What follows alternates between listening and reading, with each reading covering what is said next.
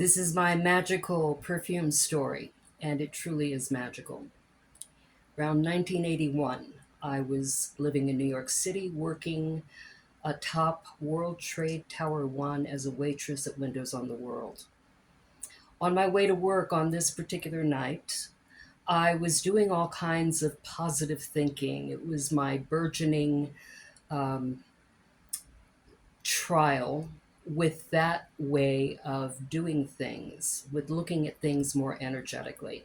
So I thought positively to myself because I had not, tips had been bad of late, and I had not had enough money for the little luxuries such as my favorite perfume, which was Fiji at the time.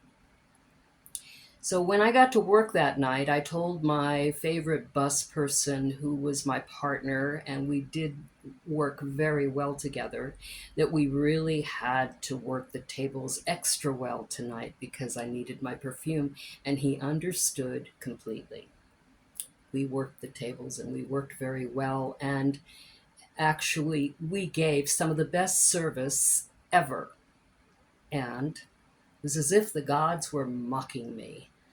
It was the worst night for tips just about in the history of waitressing. Honestly, it was terrible. So at the end of the night, I was down in our dressing room, locker room. We used to have lockers to keep our things, including our uniforms.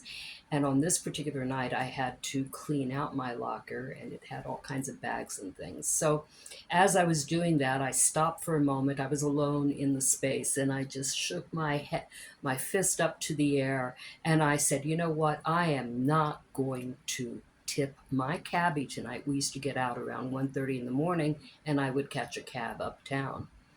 I said, "I'm not going to tip him the usual 20% that I always gave service people because I didn't get decent tips." And there you go. I was being very rebellious. And I was determined to keep my upset up.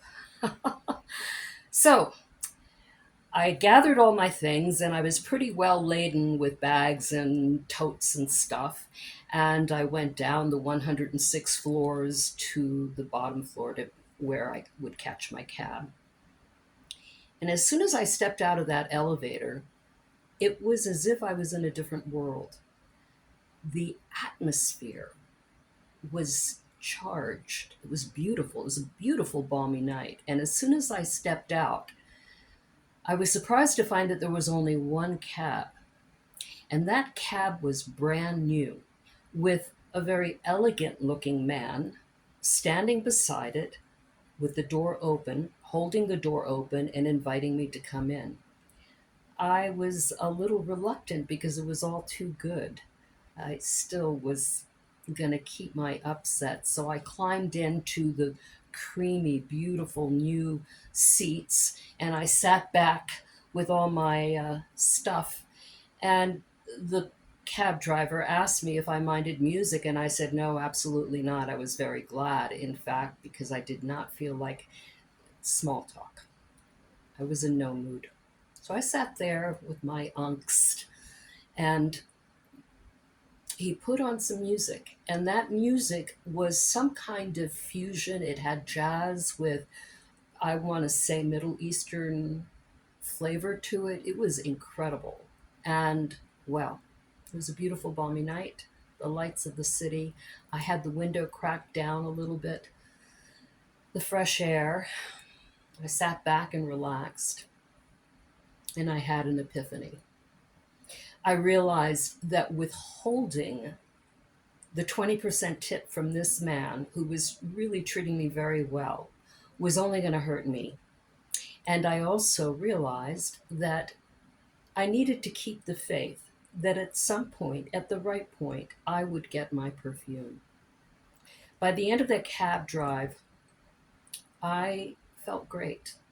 I really did. I felt empowered. And so when we got to the front of my apartment, I gave him his usual 20% tip. And I stepped out of the cab. And as I was stepping out with all my things, I noticed this crisp brown paper bag. And I thought, well, it probably fell out of my stuff. So I picked it up. He sped off. And curiously, I looked inside the bag. It was a brand new, unopened bottle of Fiji perfume. I can't tell you what a wild feeling that was. I it was so intimate. And it was also a huge lesson about the hidden way that things really work in this crazy world of ours. Anyway, that's my perfume story. Peace.